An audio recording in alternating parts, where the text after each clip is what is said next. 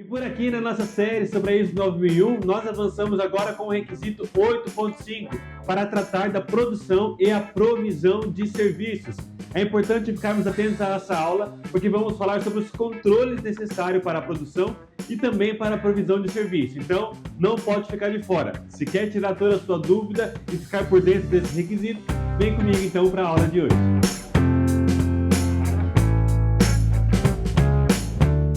O curso sobre a metodologia 8D já está disponível e ajudando muita gente. Então, clica aqui no link na descrição abaixo e adquira também a sua vaga para não ficar por fora desse grande aprendizado e aplicar aí também no seu dia a dia, na sua empresa e crescer cada vez mais aí na carreira profissional dentro da qualidade. Oi, gente, seja muito bem-vindo aqui ao canal do 3ens. É uma alegria ter você aqui com a gente e eu sou o Tom Trindade e estou aqui para trilhar com você esta nossa série, tirando aí a dúvida de todos os requisitos da ISO 9001. Chegamos aqui no requisito 8.5.1 e vamos falar do controle de produção e provisão de serviço. O que isso significa?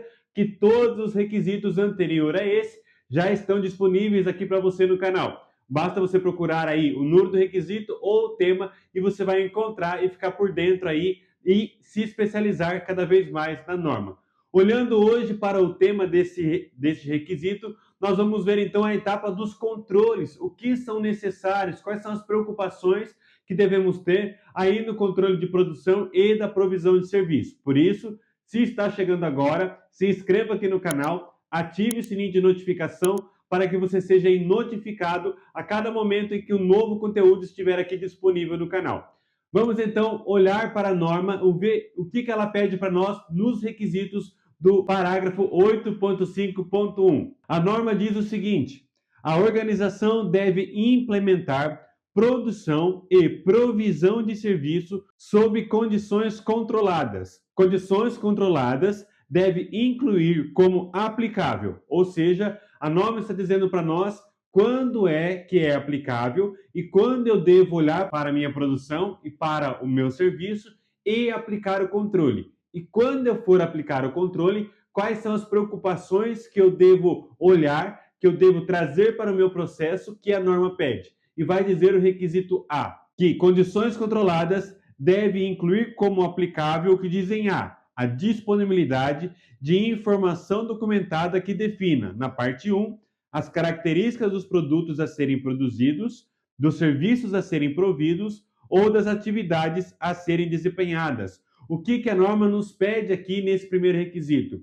É que deve ser documentado, ou seja, trazido para a informação documentada as características do teu produto e do seu serviço, ou seja, aquilo que é necessário ter ali como característica do teu produto para entender as particularidades do teu produto, o que é o seu produto, quais são os requisitos do teu produto, e isso deve fazer parte, então, da provisão de serviço, do controle do teu processo e, como diz aqui no requisito 1, é parte de informação documentada. E na parte 2 da informação documentada diz o seguinte: também se preocupar com os resultados a serem alcançados. Todo produto ele tem características específicas, características de cor, características de tamanho, de situações visuais, dimensionais, características específicas, e todas essas condições devem estar atreladas também ao resultado, ou seja, como que eu sei que aquilo está aprovado ou reprovado, ou que deve passar por uma condição especial no meu processo. São condições que você deve trazer, então, para a provisão, para o controle do teu processo, para o controle do teu produto, tanto como as características que diz no requisito 1, como para aquilo que é resultado de inspeção, resultado de controle, de aprovação do teu produto. O requisito B vai dizer para nós o seguinte, que deve se preocupar com a disponibilidade e uso de recursos de monitoramento e medição adequados. Se você tem, então, um produto que tem características de que ele tem ali situações que vai dizer se ele está aprovado ou reprovado, você deve se preocupar, então, com a forma de monitoramento. O equipamento é adequado? Quantas vezes você vai monitorar? Qual é o tamanho da inspeção de lote? Vai fazer por amostragem 100%? Uma a cada X peças? Tudo isso deve ser definido, porque faz parte do teu monitoramento e o entendimento de que a amostragem que você está adotando para o teu processo é adequada para garantir a conformidade do produto. O requisito C diz o seguinte: deve se preocupar com a implementação de atividades de monitoramento e medição em estágios apropriados para verificar que os critérios para controle e processos ou saídas e critérios de aceitação para produtos e serviços foram atendidos. Quando você traz, então, um monitoramento para o teu processo, é importante entender que o teu monitoramento te entrega, de fato, aquilo que você precisa enxergar. Ou seja, a especificação, quantas vezes por turno, de fato isso está atendendo a tua necessidade? Vamos supor que você colocou para medir a tua peça 2 vezes ao turno, no início e no final do turno. Beleza, mas é de fato suficiente essa amostragem para que você tenha segurança no resultado do teu processo? E aquilo que não foi medido, por exemplo, na metade do turno, está ok ou não está ok? Será que era melhor medir no começo, no meio e no fim do turno? Isso que vai determinar para você é aí o teu controle de processo, a forma em que você tem de confiabilidade aí na produção, na provisão de serviço para atender de fato se a amostragem é adequada. O teu critério de aceitação está sendo atendido? Está tendo aí usando outras ferramentas, como por exemplo, controle estatístico de processo, você consegue entender se o teu processo atende à amostragem que você está aplicando a ele. E se você não está tendo ali saídas não conforme naquele intervalo que não está sendo medido. Por isso é importante monitorar de perto. É importante uma etapa de projeto bem desenvolvida e falamos disso já aqui nos requisitos que tratamos na norma. Pode ver aqui as etapas que falam sobre projeto e desenvolvimento. Mas é importante então entender se tudo aquilo que você planejou de fato está sendo atendido, e esta é a preocupação do requisito C. O que diz para nós o requisito D? Que deve se preocupar com o uso de infraestrutura e ambientes adequados para a operação dos processos. Quando a norma fala de infraestrutura, ela está falando de muita coisa. Ela está falando de iluminação, de ruído, de bancada, de máquina, de equipamento, de dispositivo, de instrumento de medição. Tudo isso é infraestrutura, inclusive o pessoal, a pessoa que vai ali operar, né, se ela tem ali a capacitação adequada para isso. Então, quando se fala de infraestrutura, deve se preocupar com tudo isso e entender se para o teu processo ela é adequada. Ela está, de fato, bem dimensionada para o teu processo e tudo o que você precisa está ali disponível. Então, é importante trazer essa documentação, trazer essa definição para o teu processo e entender que no teu controle de produção e na provisão de serviço, esses são itens essenciais. E, por exemplo, numa auditoria, lá numa instrução de trabalho, num procedimento que você tem, sempre estar atento se aquilo que você chama na tua instrução está, de fato, disponível no teu processo. O que diz para nós o requisito E? Diz que a preocupação deve também abordar a designação de pessoas competentes, incluindo qualquer qualificação requerida.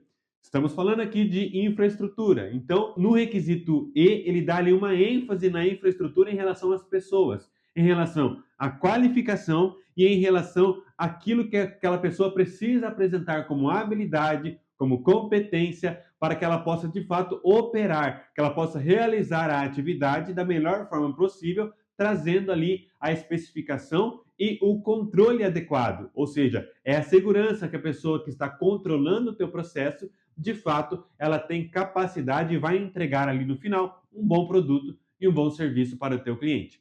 Depois, o requisito F diz para nós o seguinte: a avaliação e a revalidação periódica da capacidade de alcançar resultados planejados e dos processos para a produção e também a provisão de serviço, onde não for possível verificar a saída resultante por monitoramento ou medição subsequentes.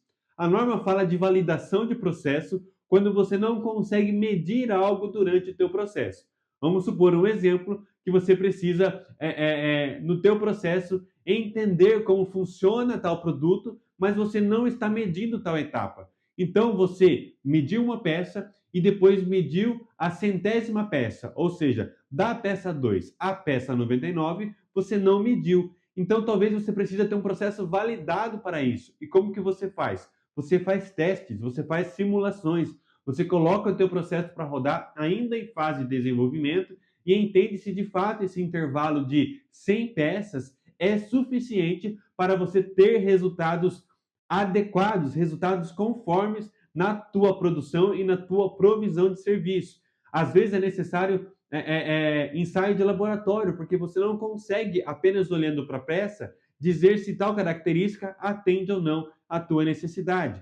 Então é importante olhar para o teu processo, o que é necessário validar para que então o teu processo entregue em intervalos especificados aquilo que de fato você entende e planejou que tem ali um resultado válido. Então a validação de processo, ela está para te colocar diante de situações em que você não mediu ou que você não pode medir, que é uma situação de laboratório, uma situação de uma medição específica, mas que o teu processo atende porque as características que você aplicou no teu processo estão validadas, estão adequadas e você aprovou isso lá na etapa de projeto, na etapa de validação de produção, de transferência de projeto. Então é muito importante esse requisito porque ele traz segurança para o teu processo. O requisito G diz para nós o seguinte: se preocupar com a implementação de ações para prevenir erro humano. Quando nós falamos de produção, é muito difícil nós trabalharmos com erro zero, mas há como você ampliar essa magnitude da certeza da inspeção e do acerto da sua produção quando nós colocamos dispositivos à prova de erro. Por exemplo, aqueles chamados de pokayokis. São dispositivos onde só é possível montar de uma forma a peça. Não é possível montar errado. Por exemplo, o pendrive. O pendrive é um pokayoke. Você só consegue montar ele no teu computador ou em qualquer outro dispositivo de um lado. Se você virar o lado, ele não vai montar. O que é isso? É um dispositivo à prova de erro, para que você não monte o seu produto de forma errada. Há, por exemplo, dispositivos à prova de erro que são à base de sensores, à base de leitores ópticos, à base de programação, e tudo isso vai ajudando no processo, e hoje se utiliza muito, por exemplo, as inteligências artificiais, as famosas IAs. Então, tudo isso faz parte do teu processo e ajuda você na garantia do resultado do bom produto e também no bom resultado da provisão do serviço que está sendo entregue. E por fim, a norma traz para nós o requisito H, que diz que deve se preocupar com a implementação de atividades de liberação, entrega e pós-entrega. Ou seja, a forma de liberação final do teu produto. Quando você tem o produto em mãos, quais são as características que vão de fato dizer que o teu produto está liberado? E também aquilo que você precisa colocar de requisito para a entrega, lá para a tua expedição, para a tua logística, para o transporte, e também se preocupar com os requisitos de pós-entrega. Como o seu cliente vai entrar em contato com você quando ele encontrar uma necessidade, uma dúvida ou até mesmo uma não conformidade no teu processo. Como você vai trabalhar com isso? Isso é pós-entrega.